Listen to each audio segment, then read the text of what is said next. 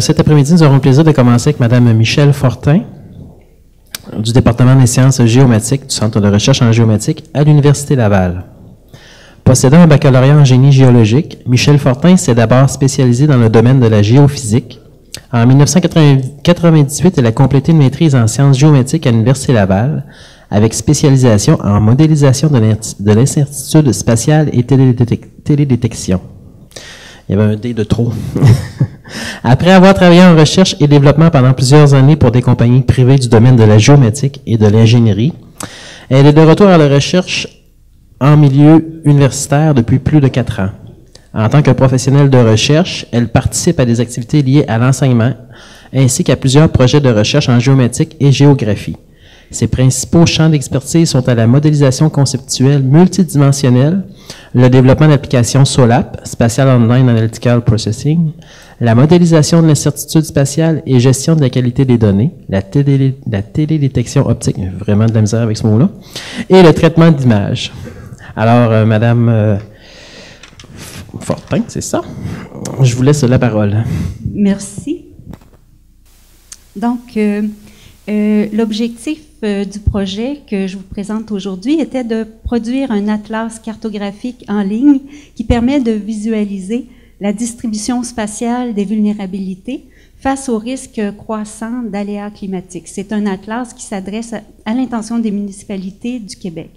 Et les partenaires du projet sont le consortium Ouranos, l'Institut national de santé publique et l'Université Laval.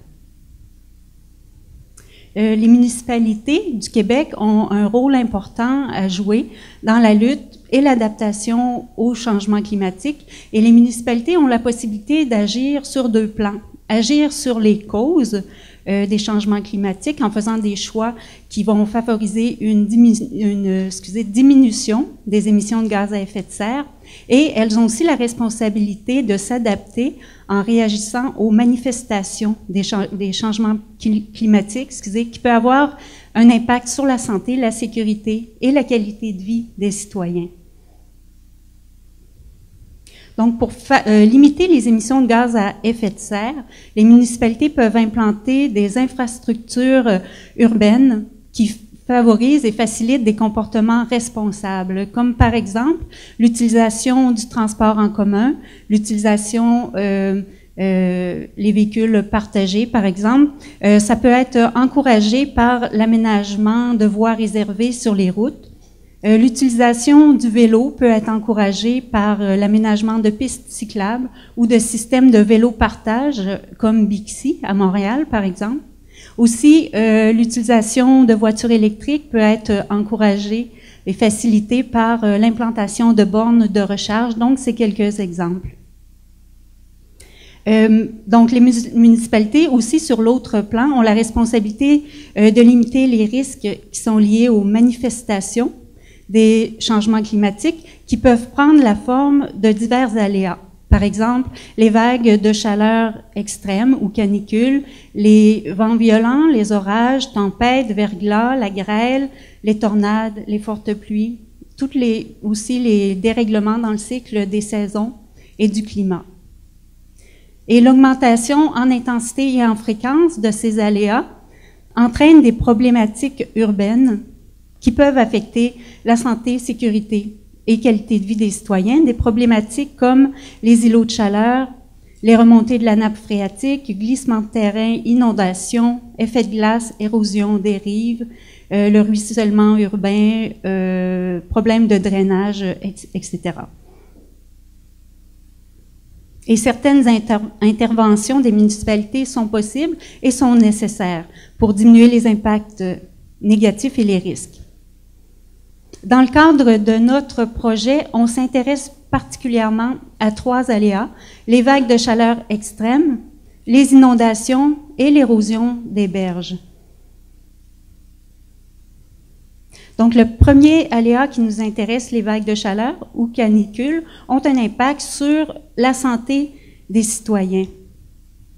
Par exemple, lors des vagues de chaleur, on constate une augmentation des décès et des hospitalisations.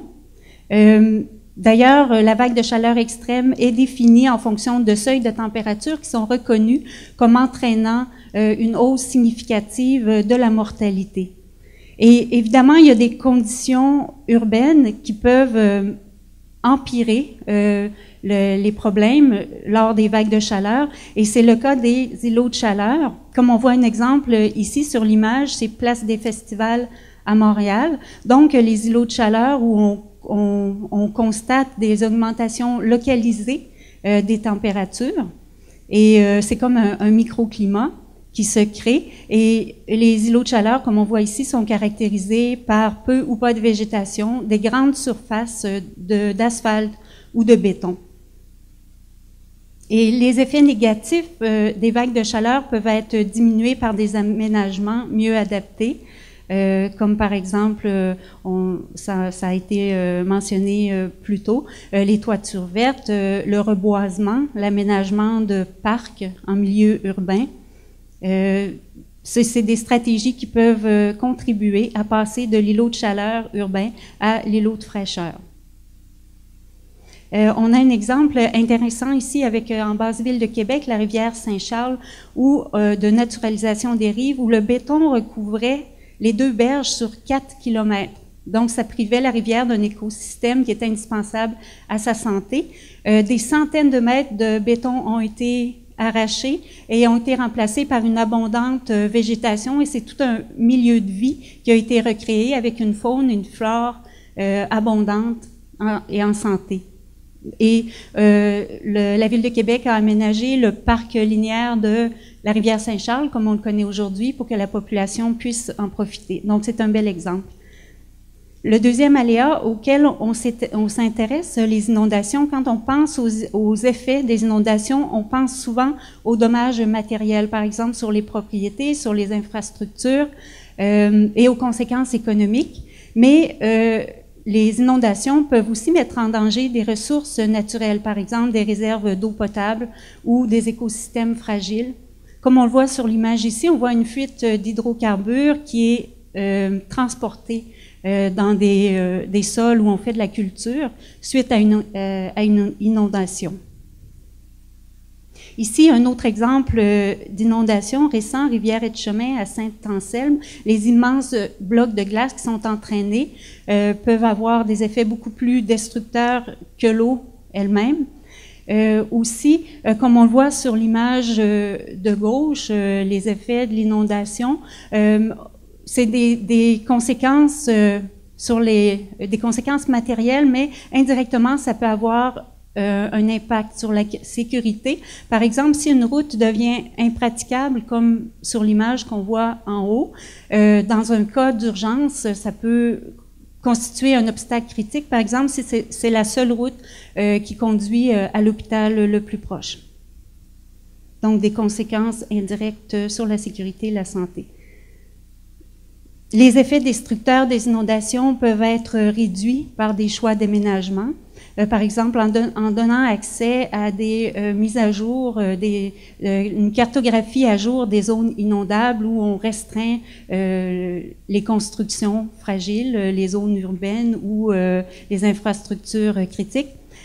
Aussi, on parle d'inondation, mais il y a également, avec les pluies abondantes, on peut avoir des problématiques de ruissellement urbain, des problèmes de drainage. Et ici, on voit l'aménagement d'un bassin de rétention des eaux qui est une bonne façon de gérer une gestion durable des eaux de pluie.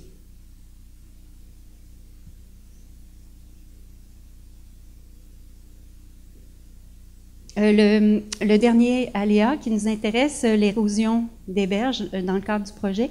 Ici, l'érosion qui est un processus naturel qui peut être provoqué par l'action des glaces, le mouvement des glaces, l'action des vagues, les cycles de gel et de dégel, mais l'érosion peut être accélérée par des interventions humaines, également par les effets des changements climatiques.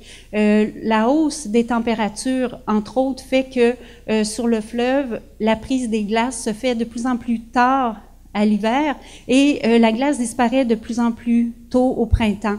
Et les rives deviennent beaucoup plus exposées Par exemple, lors des grandes marées du printemps, de l'automne. On voit ici un exemple d'exposition des rives aux grandes marées à Sainte-Luce et ses conséquences en décembre 2010. Donc, les 3 aléas qui nous intéressent augmentent en intensité et en fréquence les chaleurs extrêmes, les inondations, l'érosion des berges. Et la vulnérabilité des citoyens, des ressources naturelles et des ressources matérielles dépend de nombreux facteurs et conditions qui sont distribués spatialement. Les municipalités ont des responsabilités de protéger ces ressources-là, mais malheureusement, les capacités d'intervention sont souvent limitées, à l'exception des grandes villes, les grandes municipalités qui ont plus de capacités institutionnelles. Généralement, pour les petites municipalités, il manque de ressources pour faire une analyse spatiale des vulnérabilités, ce qui leur permettrait de faire des interventions spécifiques et ciblées sur le territoire. Et c'est précisément ici que notre projet a un rôle à jouer. La finalité de l'Atlas est de fournir des outils qui permettent aux municipalités de mieux s'adapter face aux risques grandissants des changements climatiques. Le projet, on s'attend à des retombées sur plusieurs plans. Par exemple, sur le plan de la sensibilisation, en aidant les acteurs municipaux à prendre conscience des problématiques spécifiques à leur territoire, des retombées en matière de planification, de manière à prévenir et limiter les dommages, les préjudices, et également des retombées en matière de capacité d'adaptation en facilitant l'implantation de stratégies qui sont ajustées aux conditions spécifiques du territoire. Le projet s'articule en 3 phases spécifiques. Une enquête sur les besoins des utilisateurs, ensuite la définition d'indicateurs et d'indices de vulnérabilité et comme dernière phase, la création de l'atlas en ligne, l'atlas cartographique. Pour la première phase du projet, l'enquête, son objectif était de connaître la situation des municipalités et leurs besoins. Donc, les répondants étaient invités à parler de la situation spécifique de leur région et également parler de leur niveau de préoccupation face au changement climatique. On les invitait aussi à parler des stratégies et outils qu'ils ont déjà mis en place ou utilisés, s'il y a lieu. Ensuite, parler des besoins spécifiques en données et informations. Et on les invite à parler aussi de leurs préférences pour l'interface cartographique et les fonctionnalités qui souhaiteraient retrouver dans l'Atlas. La première partie de l'enquête se déroule sous forme d'entrevues auprès d'acteurs municipaux. Il y a 34 municipalités qui ont été sélectionnées où les entrevues se déroulent en ce moment. Parmi les critères qui ont été ciblés pour choisir les municipalités pour l'enquête, il y a la localisation et la taille, donc un choix de manière à ce que les municipalités sélectionnées couvrent l'ensemble des régions administratives. Ensuite, des critères d'exposition, donc on recherchait des municipalités qui sont exposées aux aléas, entre autres, qui sont exposées aux aléas qui nous intéressent, donc des municipalités riveraines qui ont à faire face à des problèmes d'érosion et des municipalités avec un historique d'inondation qui sont traversées par des rivières à risque. Et également des municipalités caractérisées par une forte densité de population où il y a de fortes chances de retrouver des îlots de chaleur. Il y a aussi des MRC qui ont été sélectionnés et qui vont être rencontrés pour les entrevues. Pour les entrevues, il y a un questionnaire précis qui a été élaboré et également, on a préparé un prototype de l'atlas cartographique. Le prototype aide les répondants à avoir une idée, un aperçu de l'outil qu'on propose et ça facilite l'identification des besoins, ça facilite la discussion. Et finalement, troisième partie, c'est-à-dire après les entrevues, il y a un sondage web qui va être envoyé à l'ensemble des municipalités. Le sondage web reprend en grande partie les questions qui avaient été préparées pour les entrevues. Actuellement, on est en cours d'enquête. Il y a environ un tiers de la consultation qui a été réalisée. Les réponses sont assez hétérogènes, mais de manière générale, on voit quand même quelques tendances qui semblent vouloir se dessiner. Entre autres, peu d'organisations prennent en considération actuellement les aléas climatiques dans leur planification territoriale, et ça semble être principalement à cause des capacités institutionnelles, parce qu'on constate que les grandes villes qui ont des capacités plus importantes souvent ont des stratégies déjà pour s'adapter face aux aléas climatiques. Ensuite, on constate que les utilisateurs potentiels consultent très peu les ressources qui existent actuellement en matière de changement climatique, et c'est principalement pour deux raisons, par manque de temps, mais également connaissance, mais c'est qu'ils ne sont pas au courant souvent que ces ressources-là existent. Ensuite, on constate que les gens démontrent beaucoup d'intérêt pour un outil cartographique des vulnérabilités qui réunirait diverses données de type socio-économique, données démographiques, données climatiques et données géographiques dans un portail unique. Et finalement, le prototype semble être très bien accueilli par les répondants actuellement, principalement parce qu'on dit qu'il est facile d'utilisation et convivial. Donc, on constate une nette préférence pour une interface qui est épurée, une interface qui est simple, au design qui est intuitif et qui se rapproche des sites web standards, plutôt que de se rapprocher du style d'interface qui ressemble au système d'information géographique. La deuxième partie du projet, la définition des indices et indicateurs. Donc, l'indicateur, qui est un paramètre mesurable, comme par exemple le pourcentage de la population qui représente des personnes âgées, par exemple, qui est un indicateur de vulnérabilité sociale aux vagues de chaleur, par exemple, alors que les indices sont dérivés de plusieurs paramètres qui sont combinés par des opérations mathématiques, mais ce n'est pas directement la mesure d'un phénomène concret.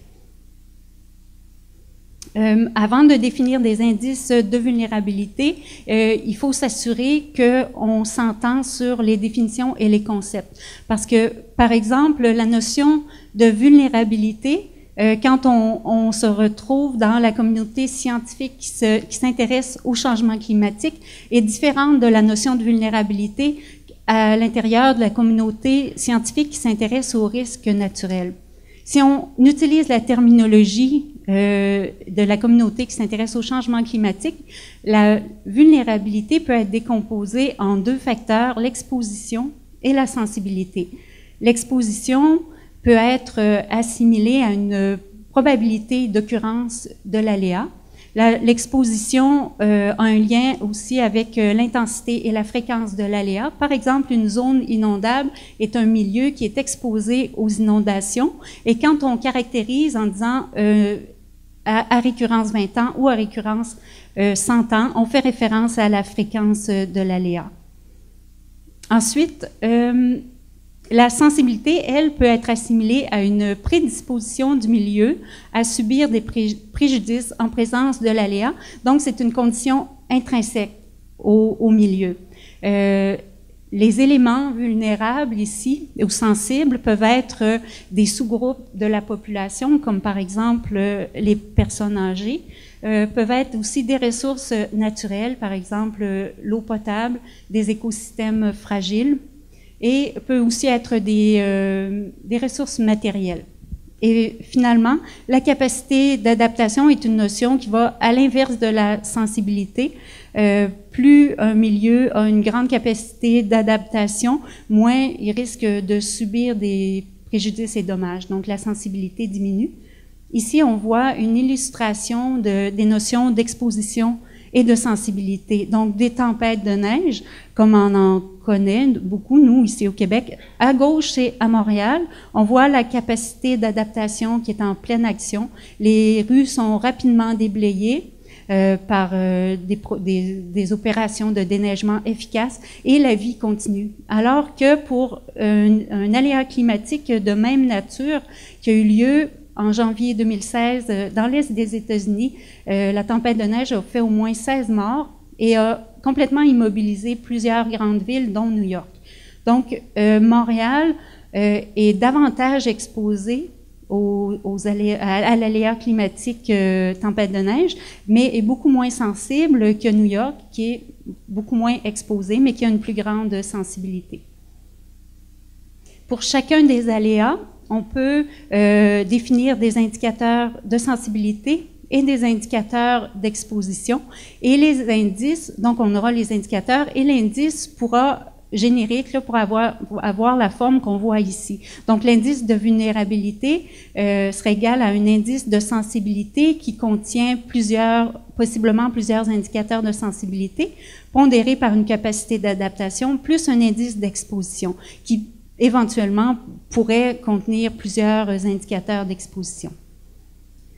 Finalement, la dernière partie, la création de l'atlas, les données sources vont provenir de bases de données qui appartiennent à divers organismes, donc des données multisources, multiformats, qui vont être pré-traitées, rendues compatibles à l'aide de traitements ETL.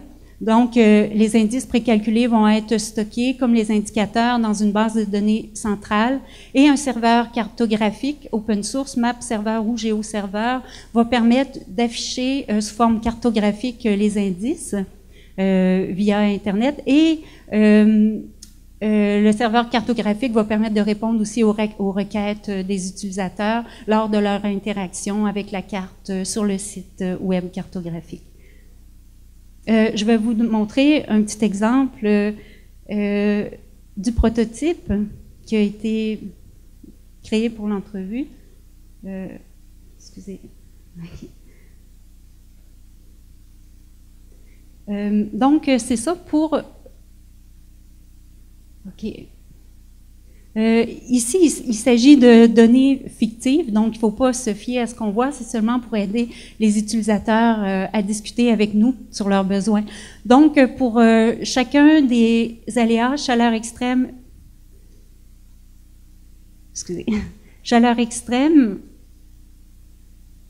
inondation et érosion des berges, on aura accès à divers indicateurs et indices. Par exemple, pour la chaleur extrême, on a l'indice de défavorisation sociale et matérielle qui a été mentionné lors de la première communication ce matin. Donc, l'indice de défavorisation sociale et matérielle qui est un indicateur de sensibilité à l'aléa chaleur extrême. Ensuite, donc une condition intrinsèque au milieu. Ensuite, on a un indice combiné ici qui combine avec une somme pondérée un indice de vulnérabilité qui inclut des paramètres socio-économiques et biophysiques. Ici, à droite, on aura toujours accès à une description de l'indice aux métadonnées qui montrent comment l'indice a été calculé et qui donne aussi des informations sur les données sources. On va avoir accès à de l'information sur la qualité ou la limite des données et possiblement de l'information sur l'évolution temporelle. Aussi, dépendant des résultats de l'enquête, si c'est quelque chose qui est souhaité par les utilisateurs potentiels, on pourrait également fournir un outil qui permettrait aux utilisateurs de sélectionner leurs propres critères de vulnérabilité. Par exemple, pour les inondations, l'utilisateur pourrait choisir de cibler les zones, premièrement les critères de sensibilité, des zones qui seraient caractérisées par une forte proportion de population vieillissante, par exemple âgée de 65 ans et plus de 10% de la population, rajouter, excusez,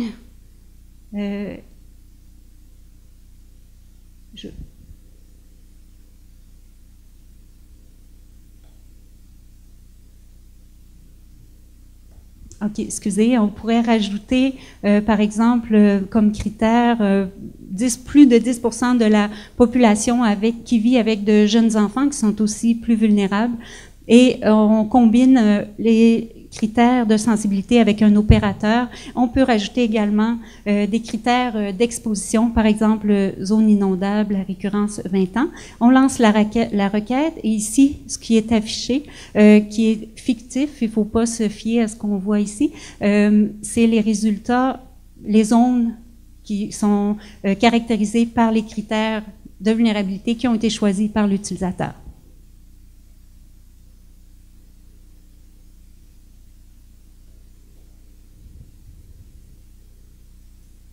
OK, bon, ben voilà.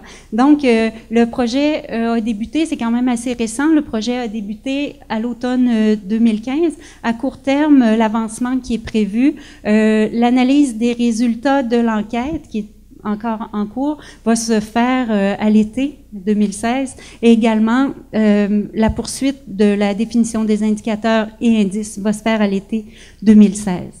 Donc, l'enquête est en cours, donc je vous invite, si jamais vous êtes, vous, dans les municipalités où vous travaillez, si vous avez des suggestions, si vous avez de l'intérêt ou des préoccupations particulières pour des problématiques face au changement climatique et que vous pensez que l'outil d'Atlas pourrait répondre à certains de vos besoins, donc vous pouvez consulter l'équipe du projet. Il y a des fiches descriptives avec des personnes contacts et l'adresse courriel générale du projet qui est sur les fiches. Vous pouvez le retrouver au centre, le kiosque du Centre de recherche en géomatique ici. Et finalement, les chercheurs qui sont impliqués dans ce projet-là, à l'Université Laval, les chercheurs principaux sont Nathalie Barrette, Marie-Hélène Van der Smissen en géographie. Du côté de la géomatique, c'est Francis Roy. Il y a également d'autres professeurs, Guy Mercier, Étienne Berthold, Yves Brousseau, Éric Gilbert, qui sont impliqués dans une ou l'autre des phases du projet.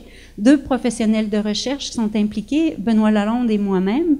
Il y a aussi d'autres collaborateurs, professeurs du côté de la géographie, et plusieurs étudiants de 1er, 2e et 3e cycle sont impliqués dans une ou l'autre des phases du projet. Merci.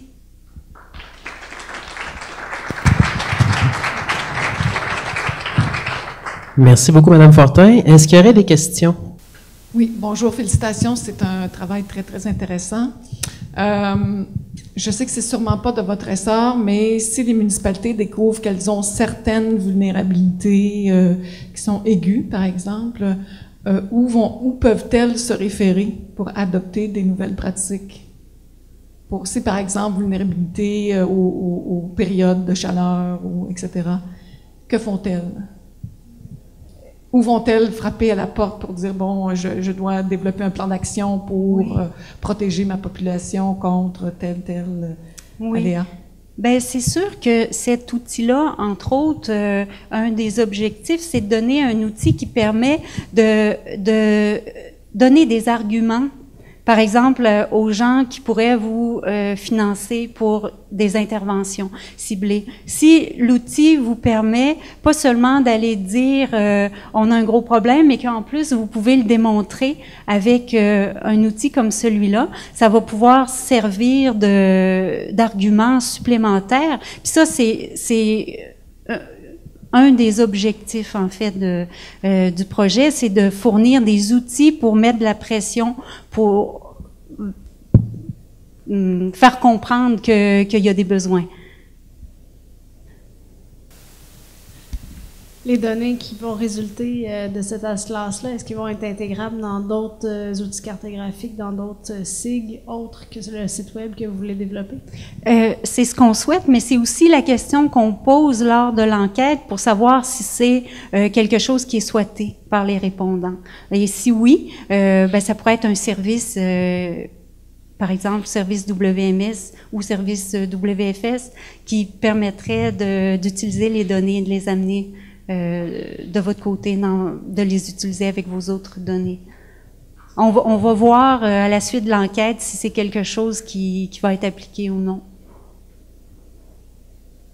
Mais vous pouvez aussi...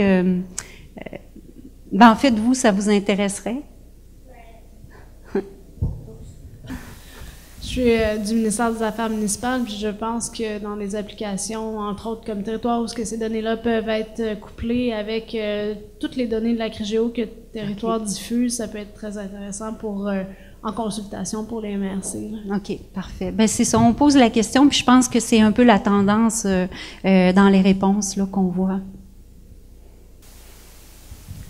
En effet, je trouve que l'Atlas est vraiment intéressant. Il y a comme plusieurs vulnérabilités que vous évaluez, autant îlots de chaleur, inondations, érosion côtière. Moi, c'est plus au niveau de l'érosion côtière. Je me posais la question au niveau du critère à laquelle vous vous basez pour évaluer, pour l'intégrer dans l'indice. J'ai vu au niveau de l'inondation tantôt, au niveau de votre site web, vous intégrez la récurrence 0-20 ans ou au niveau de l'érosion des berges, c'est quoi un peu vos critères de sélection pour l'intégrer dans votre indice de vulnérabilité? Oui, pour le moment, l'érosion des berges, on n'a pas encore défini les indices et indicateurs. Pour l'érosion des berges, on est dans le recensement de littérature, puis on est en train de rassembler. Par contre, si vous avez des suggestions, on va prendre vos suggestions parce qu'on n'est pas rendu là, ça va se faire dans les prochains mois. Ben, je vous invite à assister à ma conférence. OK, d'accord. À 16h15. Certainement, je vais être là, certainement. Merci.